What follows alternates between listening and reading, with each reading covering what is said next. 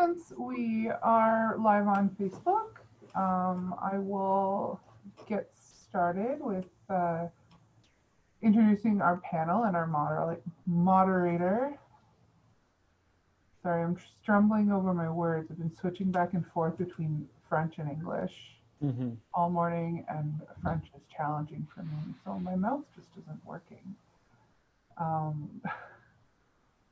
We are very, very excited this afternoon, this beautiful October day, to have this panel on self-publishing here for you.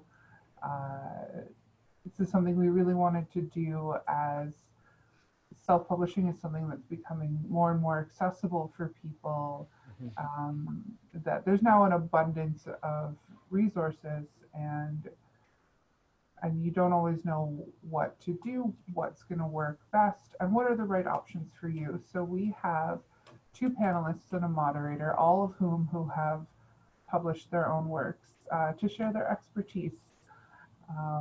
We do have ASL interpretation with our friend Carmel, and for those of you joining us on Zoom, si vous préférez le traduire français, appuyez sur le interpretation bouton au bas de l'écran pour le real-time interpretation avec notre ami Jimmy. So, without further ado, our moderator is the one and only Apollo the Child. Apollo is a spoken word poet, hip-hop artist, radio host, youth worker, and the former co-director of the Urban Legends Poetry Collective. Apollo created the free after-school youth writing program Youth Speak with the Ottawa Public Library, and he hosts the Home Invasion Show and New Jack City on CKCU-FM. His cinepoem, My Hero Drives a Cab, was featured on Button Poetry and was part of the CBC documentary In Their Words. Apollo has represented Ottawa a total of 9 times nationally, and recently represented Canada in the Martin Luther King International Art Showcase, organized by Bernice A. King. Apollo continues to be an active part of the art scene as he continues to grow and spread positivity. Apollo, thank you so much for being here and for leading this conversation, and please introduce us to our panelists.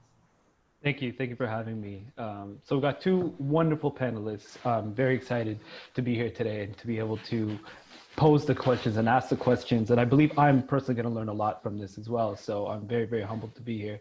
So first and foremost, we got Saffron St James, who is a multidisciplinary artist, performer, zine enthusiast, and event producer. Her artistic practice moves between and often combines music, movement, text, and visuals. Their work tends to follow routes suggested by curiosity for each and every process she explores. She is a founding director of the Late Bloomer Press and a microphone and virtual concept shop centered around highlighting the work of marginalized people with an air of editorial irreverence and joy. When not making or curating art, Saffron's work lies in telling the stories of other creatives as a social media and marketing coordinator and the voice behind the screens of multiple local festivals and businesses. Welcome, welcome, welcome. Thank you so much. Thank you for having me. Not a problem. It's going to be an amazing talk. I'm very excited for it.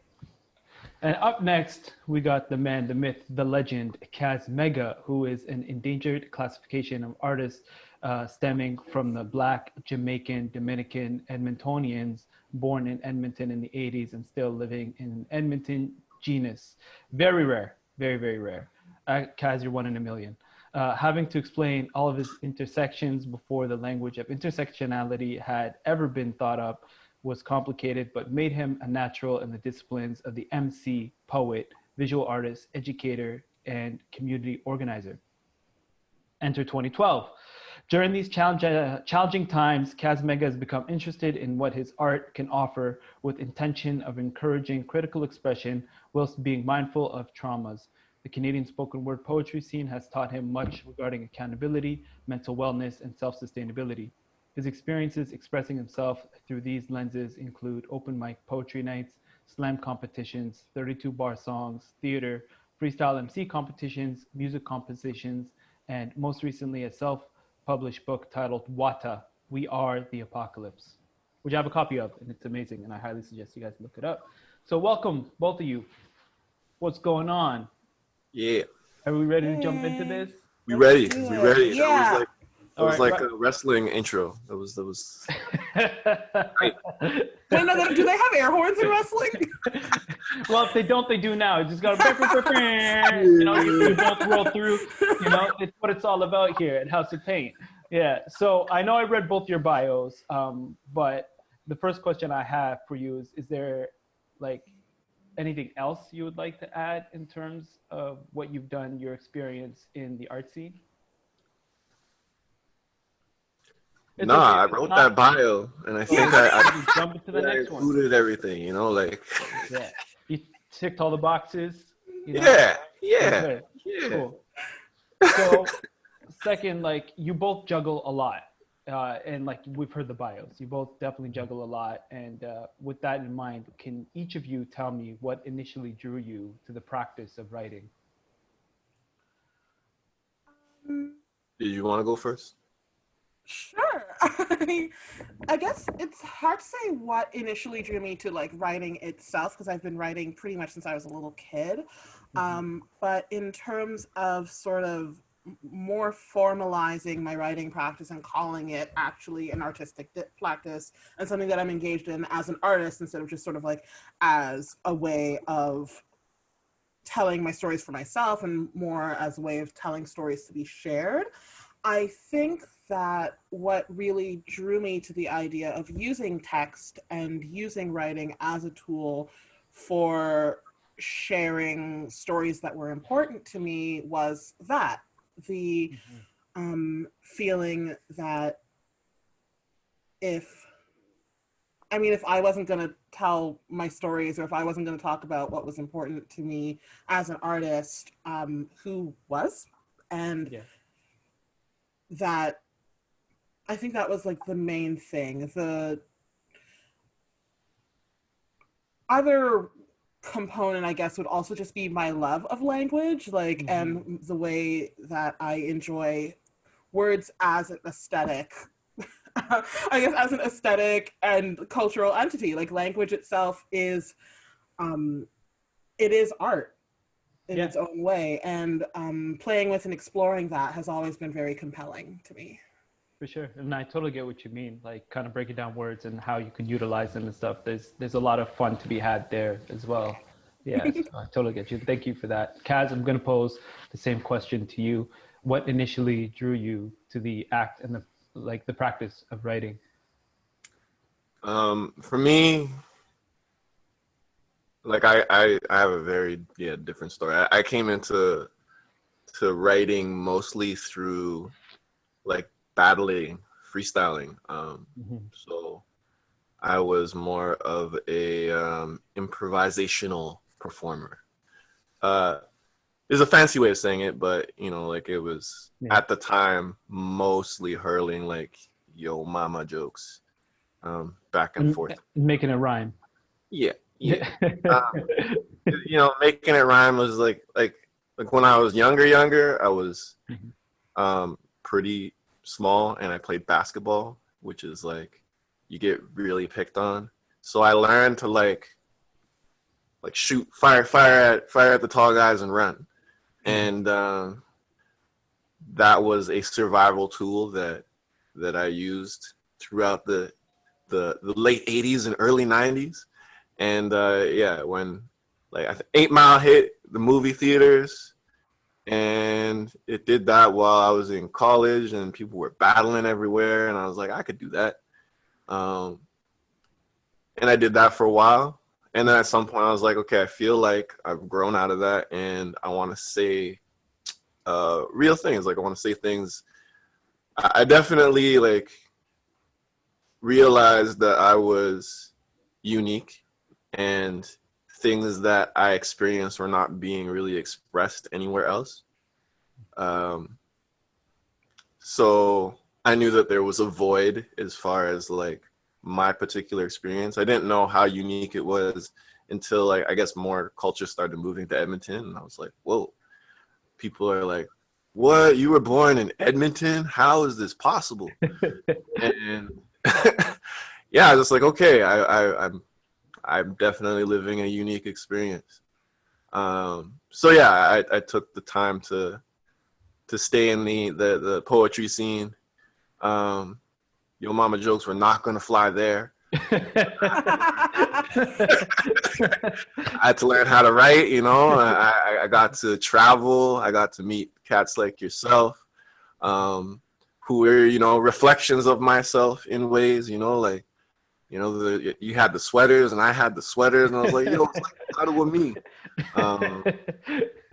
So I really learned from people how to express these unique ideas in unique ways, and those weren't necessarily the stories that were getting the most points. And you did actually learn how to just get those points out of those unique stories, which I don't know if I learned how to do that completely, but I did learn how to express my stories. And yeah, I put it into words eventually, because I also learned from the scene, like, oh, this is a chapbook, and it's just a collection of things I've written. I'm like, oh, I could do that. I'm a graphic designer as well, so I've done a lot of like print jobs for people. Okay. So I understand the business of it as well. So yeah, I just kind of put those two experiences together. For sure. And you have me now.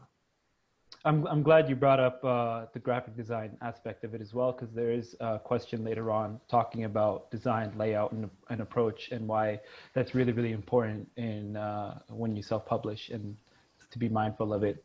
So the next question I have is on the topic of publishing. What made each of you decide to self-publish as opposed to finding a publisher, and why is it such a viable option for authors and writers to pursue? Saffron, did you want to start us off? Sure.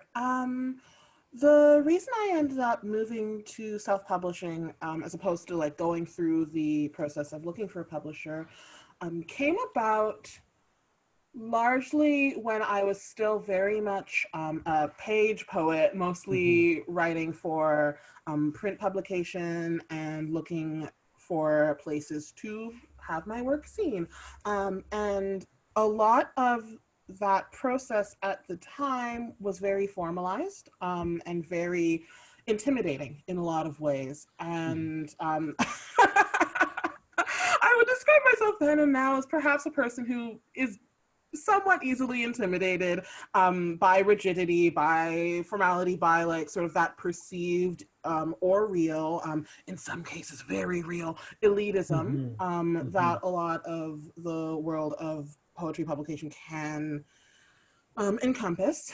And all of those things led my somewhat contrarian self to go, okay, well, fine, I don't want it. And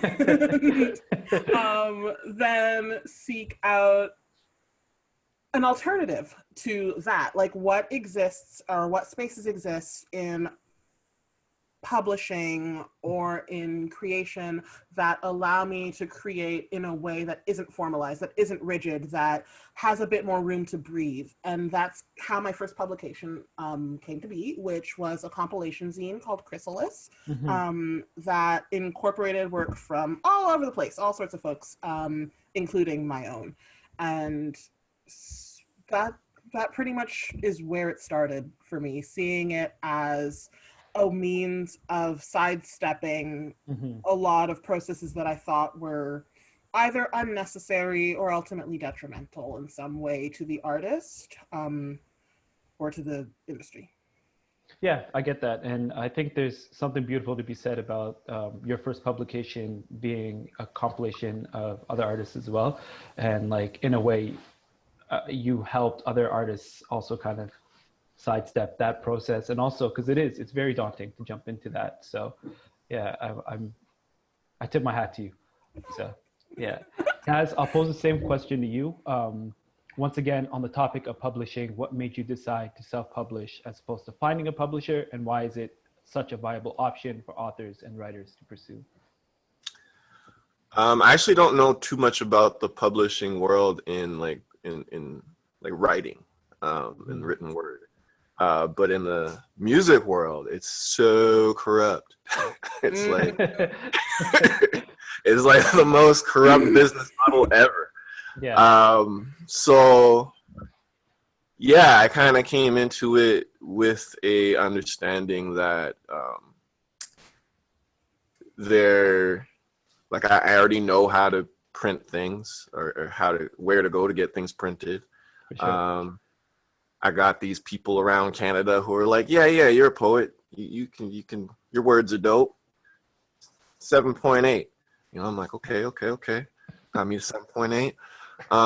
And I was like, okay. I'm watching other people put these together, and it's just like they're just putting pages, and they're sometimes doing the stapling and the binding themselves.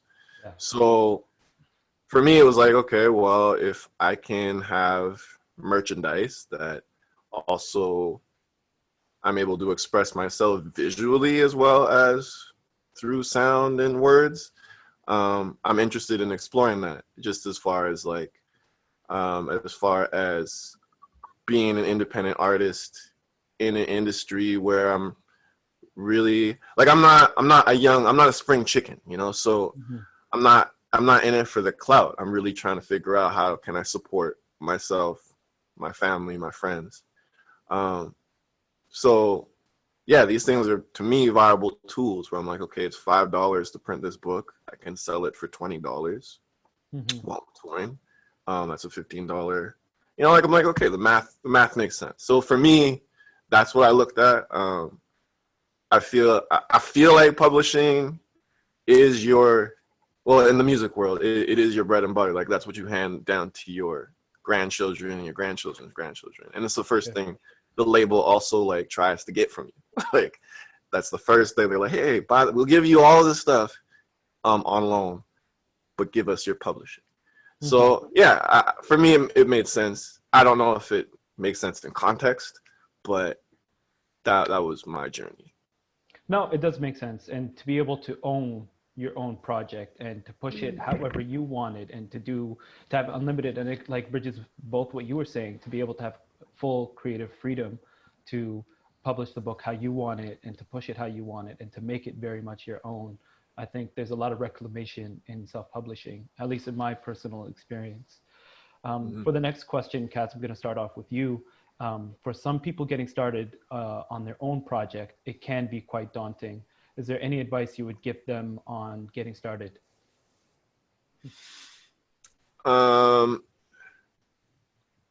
Getting started is a matter of starting and also being aware and humble enough with yourself. Like, you don't have to release what you start, and you can just make a lot of versions of the thing you're starting until you feel comfortable with starting, like releasing it. But starting something and releasing things are two different things. And like, there's no rules of starting something. Like, start it, end it, start it again, show it to a few friends, scrap that, pretend it never existed, start again. You know, like, all those things are allowed with starting, and I think people forget that. They're like, I can't start because I'm not good. It's like, well, you like, that's not how it works, you know. So separating starting something from like releasing something, I think is something that's kind of weirdly lost right now. Where they're like, oh, if I'm starting something, it has to be out and it has to be good, and that's not what starting something is. I think that would probably be the best thing I can offer. No, and I'm glad you said that, especially in this content-heavy era. Like, you're right, we do very much have that mindset. Like, I find I fall to it too sometimes, where it's like, okay, well, I started this, I should put it out. But you're right, there's like an absolute science to being able to analyze what you started and to go back and be like, okay, well, how could I improve on this? So I think, yeah, it's very, very well answered. Saffron, I'll pose the question to you. A lot of what Kaz was saying is very much advice that I would consider, the advice that I should take sometimes. I would also say, if someone were looking for advice around starting, you're allowed to learn as you go. You are allowed to have the finished product not be good. Like, it's allowed to suck. You're allowed to not like something. And you're also allowed to not know every single thing about the process and about getting to that finished project while you're working on that project. You're allowed to not be, you don't have to be an expert to do this. Like, you don't have to know everything there is to know about self-publication before you make your first publication. You are allowed to learn. And there's a lot of liberation in that as well, to like not be in the confines of, okay, well, it has to be this way, or I need to know it all, or I need to learn everything. Like, you're right, you can very much learn as you kind of go along and take each step as just that, a step. Cool. And I know you just finished, but I'm going to pose the next question to you. What are some things to consider when it comes to layout and presentation of the self-published book? That's actually such a fun question, because when I first started publishing in 2012, there's a picture of the launch event for the first Chrysalis on my wall, and so I had to like go look at it to see the date. 2012. That process was so very different, because I wasn't publishing for digital editions. I wasn't creating for mobile. Yeah. I was creating a printed thing in InDesign. We're not going to talk about how I had InDesign, because it definitely wasn't legal. It's fine. Please don't sue me, Adobe. And so at that time, the main idea for layout and the main things that I was thinking of were, what is this book going to look like in your hands? What is the finished product going to look like? What is that experience? And that's where you sort of almost start thinking of it from a user experience perspective. Yeah.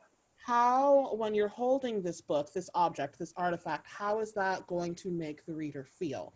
What's going to be their process looking through it? Are you going to have illustrations? Where are they going to go?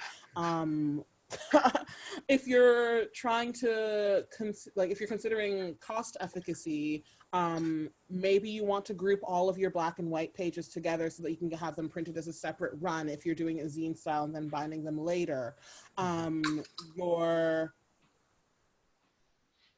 So yeah, you want to factor both the user experience and the practical realities of printing when you're considering your layout, and when you're considering what that will look like. When you're considering making a layout, are you going to do it like super duper old school? Are you going to use a photocopier?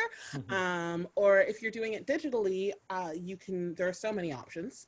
You want to consider what your abilities are and be very honest with yourself about those abilities, what you're willing to learn, because maybe you don't know how to use InDesign, but now's when you're going to learn. And you're going to want to factor that into when you plan on releasing the book, if you're going to release it. Like, you need to factor in the time it's going to take to learn things. You're also going to want to look at whether, if you're not able to make a product that looks like what you want it to look like, maybe you want to consider building in a layout editor into your costs. Those, I guess, would all be things to consider, and finding that good sweet spot where, like, what the book looks like in the hands of its readers and what is the most effective thing to put out on your end meet. Yeah, I get that. And you hit a lot of like very, very important points. And whether we choose to admit it or not, I know the saying goes, don't judge a book by its cover, but it happens, right? So you got to make it look presentable and look good. And that's why I personally think that layout and design is very important when it comes to a project. And again, you hit a lot of wonderful points. Kaz, how about you? What are some things to consider when it comes to the layout and presentation of the book? I would say, so I'm coming from the standpoint of a graphic designer. And there are rules that you can follow that comply with certain aesthetics that people are used to seeing. So they, when they see that, they automatically consider something more professional or less professional or outdated. So these are all pointers to kind of, you know, what is trending. So for me, depending on your goal, layout, I would recommend, if you're not used to doing that, just go with a template. There's lots of templates available these days. And those are going to represent what people generally are finding as, like, you know, what is trending in what is, like, you know, the ish right now. So, and there's like star scores and things, and you can see, like, oh yeah, that looks professional. So I think that's a great way to you know, self-publish in that way if you don't have any background, because that's ultimately what, you know, like, people's eyes are looking for anyways. For myself, I enjoy bending rules. I understand those rules enough to that I'm like, okay, I'm gonna bend these rules. I know font sizes and things like that, so I can fit, you know, a bunch of words, and some of them people may not be able to fit somewhere else. So I use a lot of that. I experimented a lot. Someone may look at my layout and be like, wow, this is wild. And that's kind of what I wanted. Some people may be, this is not academically correct. And that's also kind of what I wanted. So it really does go with what you're going for. And if you are going for the professional look, yeah, you could, you know, go to school and learn what that means. But yeah, there's so many options with templates nowadays that I feel like you can even learn that stuff just by getting a bunch of templates and being like, what do these have in common? Eventually it will rub off on you. So yeah, I would say that is my advice with templates, or not templates, but layout. Layout in general. No, that's very, very important. And I'm glad that you do have a bit of a graphic design background, because there's a lot that you brought up that I didn't consider at all. I'm very bad at that stuff. So when I published my first book, I outsourced it to a graphic designer and gave them 100% creative control. I'm like, you do whatever you want. Like, this is very much yours. I just want to see it. We'll kind of figure it out if I'm not happy with it, but knocked it out of the park. So to be able to hear you being like, it's okay, there's layouts, is that, like, I think it's really important. And if you were just to get started and you really wanted it to be do-it-yourself project, like, that's things to look at. So thank you. I am going to pose the next question to you. So is there a certain way that you approach each project, and is each project handled as its own entity, or do you have a certain formula that you apply when it comes to putting it together?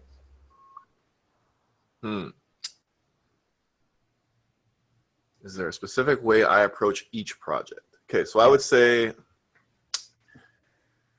yeah, I would say yes. I would say that if I'm deciding to make something a project, that there's an intention that comes with that.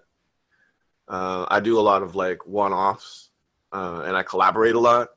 Yeah. So I make a lot of work. I produce a lot that does not fall into sort of my understanding of a project. I'm like, okay, here's a collection of things. Generally, there's an intention behind the collection of things. And generally, it's something I feel that I have taken a few years to observe. So, like, for me, my creative process is pretty long. Like, when I'm releasing something, usually I've been working on it for like 4 years, 3 or 4 years. And that's because I really want to understand what I'm putting out. I want to try it as I'm creating it. Like, I want it, like, does it stand the test of time? So I try to also grab things that are not necessarily on people's radars as of yet, and I feel like they're questions that are bubbling and I can get a jump on and sort of, and I feel like the poetry scene was super helpful with that as well, just based on, you kind of got like 4 or 5 years into the future with sort of the things and the topics that were being explored. I always found that we would explore something in the poetry scene during the competition time, and then like 3-4 years later, it would be like mainstream media stuff. Yeah. So yeah, for me, that's what projects are. They are snapshots, and they are diaries or journals. But they're also, I want to be able to navigate around the thing I'm exploring. I don't want to just leave people in a place. I want to be like, okay, here's the place. You can walk around it. Here's what it looks like around it, and you can also leave it, or you can stay there if you want. But I have those. I've studied it enough that I can help or guide navigating around it, I feel like. Okay, perfect. Saffron, how about you? Do you handle each project as its own entity, or do you have a specific formula that you like apply for each? And like, what does starting a book look like to you?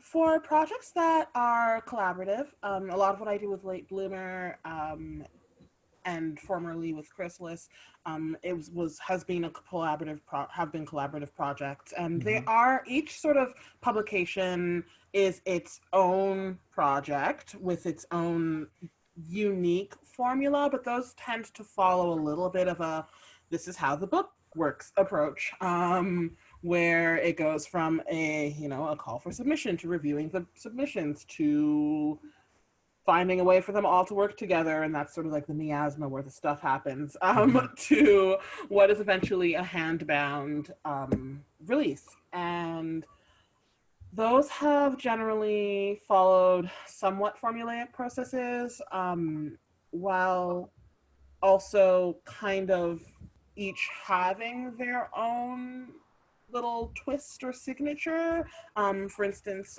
the most recent Late Bloomer publication, Kill Your Lawn, will always has like a slightly different approach to the actual physical object of the book, while the approach to the contents tends to be fairly consistent. As far as my own personal projects, those are a little bit less formulaic and a little bit less organized? I don't want to say chaotic, but there is a little bit of, my own projects tend to be a bit more exploratory, a bit more experimental, what are words? A bit more experimental, and a bit, I don't want to say weirder, but I'm going to say weirder, where it's not just sort of going, okay, how do I get these things from several, perhaps disparate concepts to finished book, and more like, how do I make what I'm actually interested in, which is often the process, into a tangible object? And what are some ways that I can re-examine what that tangible object can look like, or be, or feel like? That's cool. That's very, very well put. Yeah, and like in terms of unorganized and like chaos, like there's a lot of power there as well, if that's like the intention, right? It can be used as a tool, especially if you want to evoke that response from the reader. So I totally can understand that. I'm going to pose the next question to you. What do you think factors into making a successful self-published project? So many things. And remarkably few of them are just the actual content, but like that is so important. The actual writing is of course important. The actual music is important. But also important are the factors of, I guess, consideration. Like, have you considered when you are releasing? Have you considered when you, like, what you're doing to lead up to that release? Like, have you considered the marketing at all? Which I know as an artist who also works in marketing, can feel like a lot, and it can also feel very daunting, but it is somewhat important, even if it's not necessarily traditional marketing. You still want to look at it as like, it's a product at the end of the day. So not just looking at it as a project, not just looking at it as a, like, your word baby, not just looking at it as an experiment, but if you actually want it to be like financially successful, and then also considering the many different definitions of success, you do want to consider who you want to be looking at it at the end of the day, like, and making sure that those people's considerations are taken into account. And if it's just you, if you're just publishing because you want like a couple of cool books for you and your friends to look at, that's also totally okay. You just need to know that. So I guess a comprehensive understanding of the project will ultimately help with its success, as will having even like a tiny bit of a plan, or like the frame of a plan, and executing it. Yeah. Not just having the plan and looking at it and being like, that's a nice plan. I'm not saying that I do that, but sometimes I do that. I'll have like this beautiful plan, super laid out, deadlines, everything, and then it'll be like, that looks great. I'm just gonna not do that though. So not doing that, don't make that mistake. Actually execute your plan. And sometimes that means having someone else to hold you accountable. And engaging with your community is also going to help in your successful self-publication, because those people will also, like, if people like you and want you to succeed, they will help you. Yeah. I mean, maybe they won't. They don't have to. Like, they're not required to. It's not an obligation. But like, your audience wants you to do well, and it helps to trust them in that. Of course. No, amazing. That's very, very well put. And Kaz, same question. What do you think factors into making a successful self-published project? Yeah, I don't think I have much more to add. I think, just to echo Saffron's statements, it's about intention and understanding where your intention is coming from. And as long as you have a good understanding of that, you know what you have achieved and what you have not achieved. And sometimes not achieving things as well is not necessarily being unsuccessful, but as long as you learn from that and you're able to adjust to get to what that success means to you, then fail, if that's what you want to call it, but the fail forward, I guess. Yeah.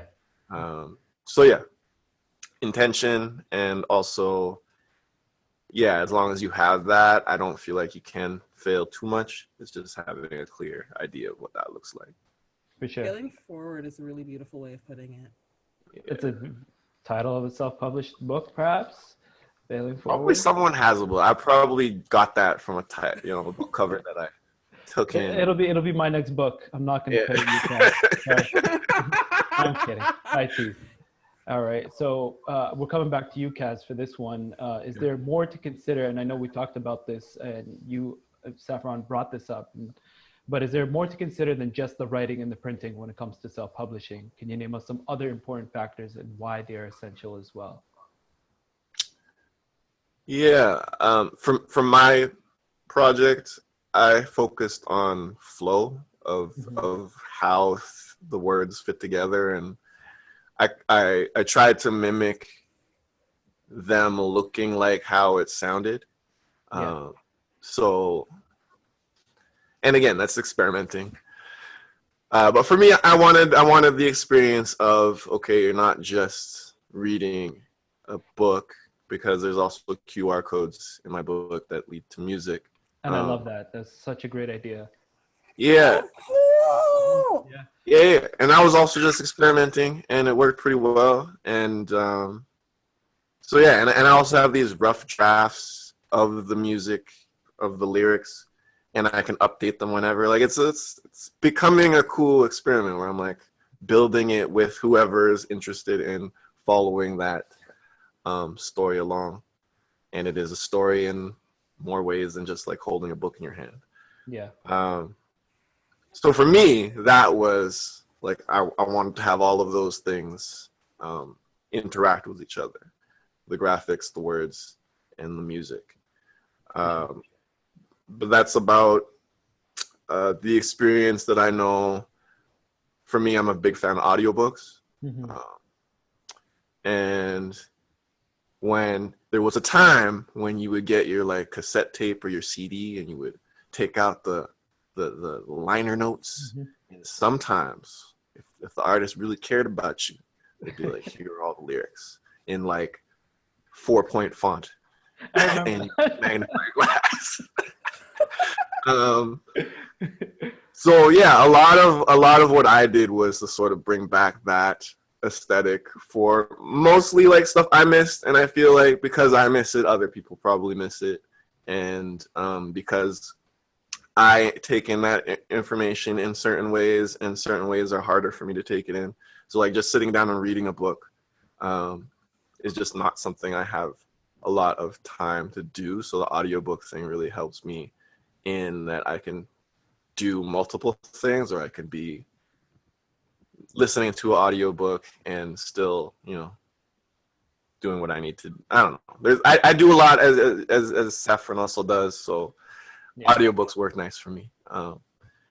So yeah, I play around with the experience a lot, and that means different things to different people. So it can be anything.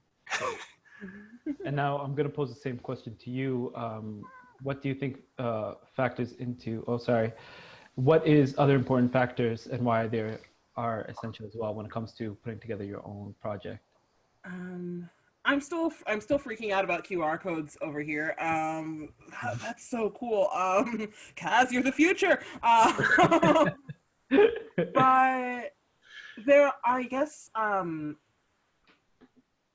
both the experience, like a lot of what has actually touched on are things that I would consider wildly important, like the experience of looking at and holding and interacting with your book.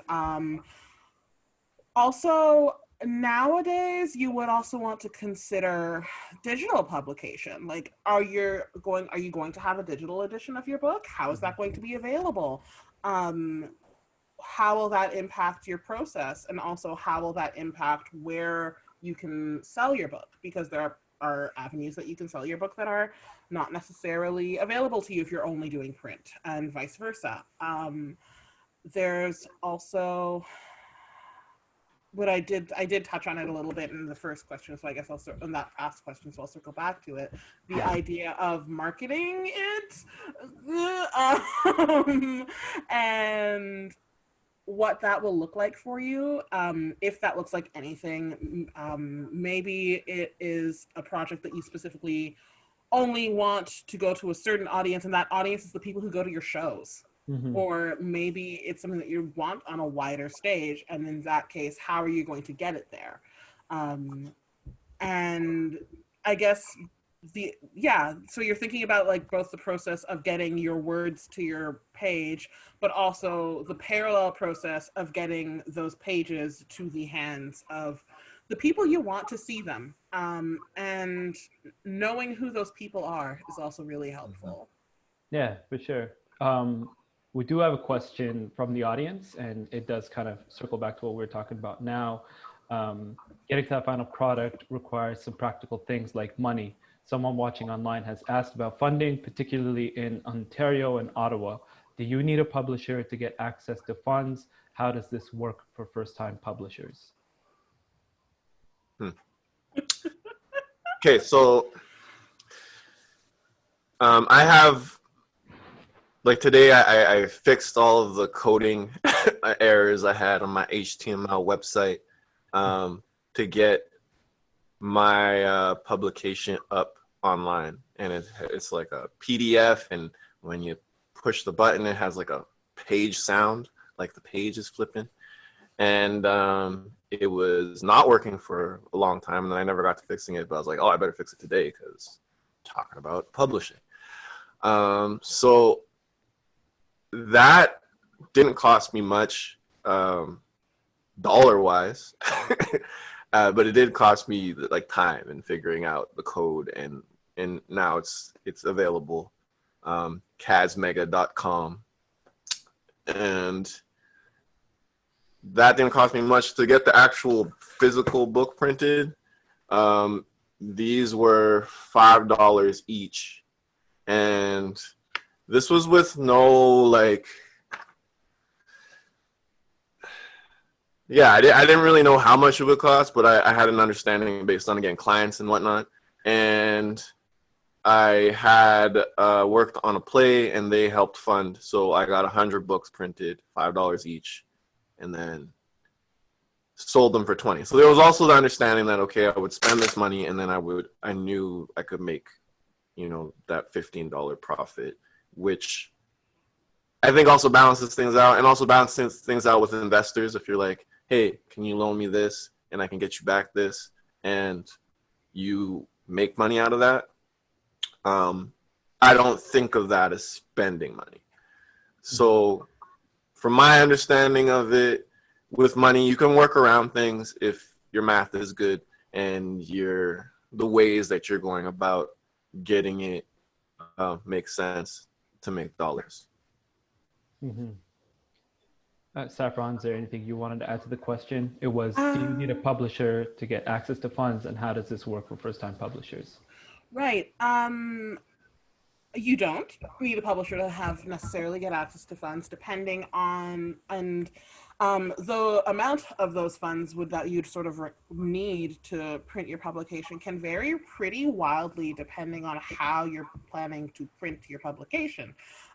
If you're going for something that is a more traditional bound book, like an actual like something with a spine and like that actually feels more like book-y, that will of course be a bit pricier and also require, like, you know, you need to get someone to do the thing. But if you are going the zine route, that can often be a lot less costly.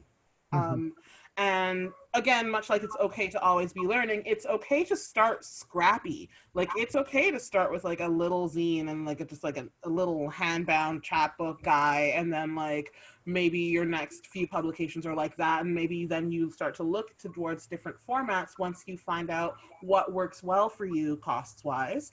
But also in terms of accessing that initial funding, you can look at grants. You can look at things like the Ontario or Ottawa Arts Council or the Canada Council for the Arts, as well as smaller grant programs, depending on where you are.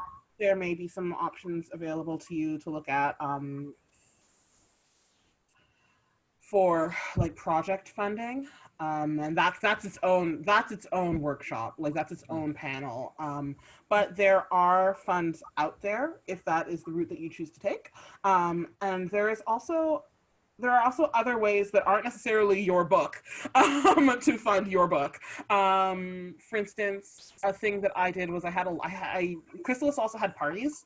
So it was a party series as well as a book series. So you'd go to the party and you'd pay to go to the party and you get a copy of the zine, but that party was what funded the printing of the subsequent zine.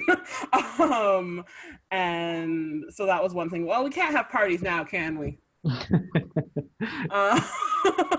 partying right now, saying a Zoom party? Oh, true. If there's air horns, it's a party. I'm getting the air horns. I'm sorry. Oh, okay. Okay, no air horns, no air horns at this party. Yeah. Okay. Right. But yeah, there are other ways to fund your book that aren't necessarily the book. That being said, another thing that a lot of people like to do is pre-sales, so that you are able to fund the printing of your book. Print on demand is another really nice option for folks who don't necessarily want to like do that like first initial capital investment of throwing money at their project. Doing print on demand, pre-selling. Please actually write the book if you're going to pre-sale though. Like, don't scam people. But yeah, there are tons of alternative. There's tons of alternatives to to going through that publication route that still allow you to not necessarily throw everything you have into that book. For sure. we're going to kick it back to my question. We're about like 10 minutes away from being done. Distribution is very important. Is there a specific approach each of you take in getting your book out there? Saffron, I'm going to start with you. In the before times, because a lot of what I do is events, event specific. I try to say specific and focused at the same time. Focused. Focus. A lot of what I did to distribute the book was via in-person physical events, markets, fairs. If your publication does kind of have a bit more of like a handmade or crafty approach, craft fairs, virtual markets, a lot of them also do allow for self-publishing, like self-publishers. Stuff like Canzine is amazing. Broken Pencil's doing really cool stuff there. There are other zine fairs in this part of the world, and lots of stuff going online as well. For digital distribution, you can look at places like Gumroad, Etsy, as well as like doing your own stuff online. Like if you have a following, if you have a website, maybe having a section there for your publications as well, and working with your already engaged audience is also helpful. If you have a number of publications and they're all different interests, making sure that you like tailor your distribution to the interests of each publication. Like for instance, one of my zines is about plants and then the other one's an activity book. So the activity, so I'm not going to put the plant one on itch.io because itch.io is mostly about games, but I am going to put the plant one on like Gumroad and Etsy. So like making sure that you're like targeting those channels to the people who actually care about the thing that you want or making, who want it. Like get the thing in front of the people who want the thing. Sure. Kaz, is there anything that you would like to add in terms of distribution and how you get your book out there? Yeah, I'm a lot less experienced in that. I would say that again, in the past times when we were allowed to frolic across the country, it was a good time. With the poetry, that was a great distribution chain, and people kind of went back to their own cities, and you could then go back and visit those cities and tour.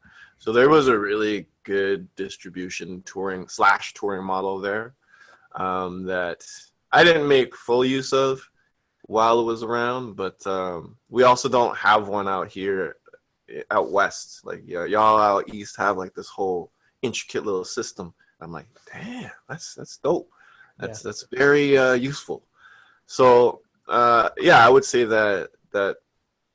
that's my experience with it. I also have it on my website, and then because it's more of also a personal project and more of an experimentation thing, I haven't thought too much about like, okay, how do I get this out to the world?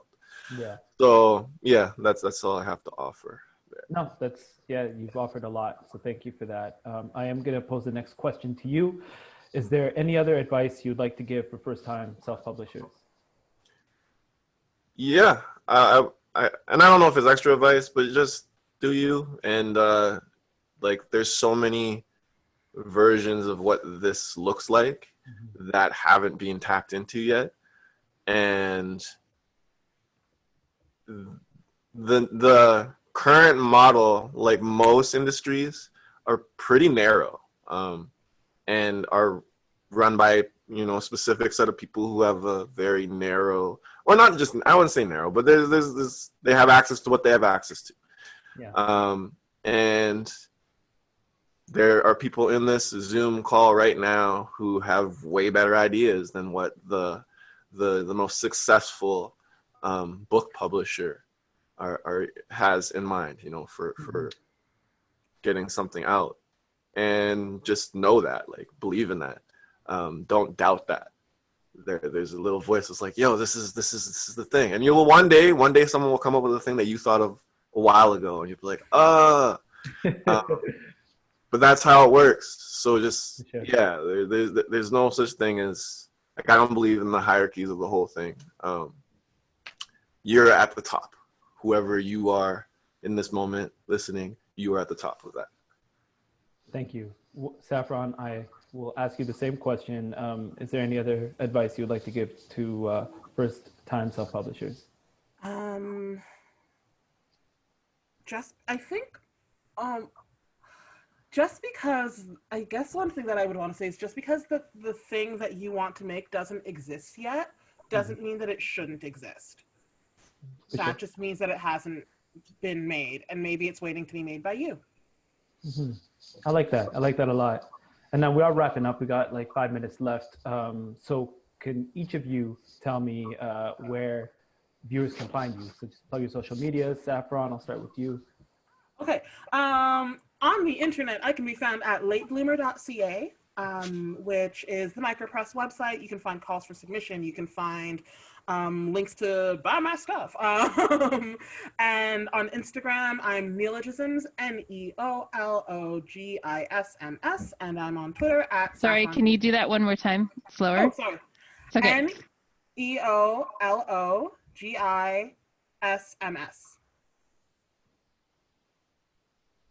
Perfect. Thank you. And then I'm on Twitter at Saffron St James, and those are the places that I am on internet. Perfect. Thank you. Kaz, how about yourself? Kazmega.com, which is KAZMEGA.com, and then at Kazmega on all things. Some things I have not visited in a very long time. Forgive me, Twitter. Facebook been even more years. But I got pictures there. I think my Instagram posts sometimes go to my Facebook somehow. So yeah. Perfect. Thank you both for your time. Thank you for allowing us to pick your brain and for the advice and the information, because you guys definitely have given a wealth of that, and it's amazing. So thank you both. Thank you to our interpreter. Thank you, House of PainT, for bringing us all together. Veronica, I will pass it back to you. If there's anything else you'd like to add or close off with. Thanks so much. Apollo, where can people find you? Oh, literally at Apollo the Child, everywhere. I don't have a website though. So Twitter, Instagram, Facebook, Apollo the Child. Thank you. Okay. Awesome. Thank you so much. Kaz, Saffron, Apollo, this has been enlightening, and I want to thank you so much for your time and sharing your expertise with us. For those of you who've been joining us on Facebook Live and in the Zoom chat, our next session is starting in about half an hour, and it is Chris Simba from the Street Resilience Project is doing a presentation called Can I Tell You My Story? It's about the experience of young Black men living in urban settings and the different challenges that they face, specifically regarding criminalization. And it's going to be a heavy conversation, but I think it's going to be a powerful one, and I hope that you will join us. And before I let you go, I just want to thank all of our funders and community partners, without whom we would not be able to have this knowledge conference. So thank you to the City of Ottawa, the Ontario Arts Council, Government of Canada, Canadian Heritage, Association des communautés francophones d'Ottawa, ACFO Ottawa, CBC Ottawa, Ottawa Bilan, Dominion City. Sorry, what was that last one? Ottawa Bilan, Bilingual Ottawa,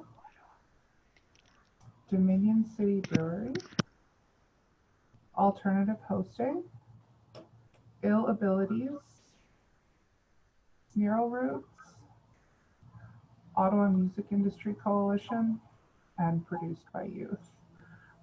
Thank you once again to all of our amazing panelists and our moderator and our interpreters. We'll see you in about a half an hour for our next session with the Street Resilience Project. Thanks. Thank you. Thank you. Bye, Thank everyone. you. Bye, guys.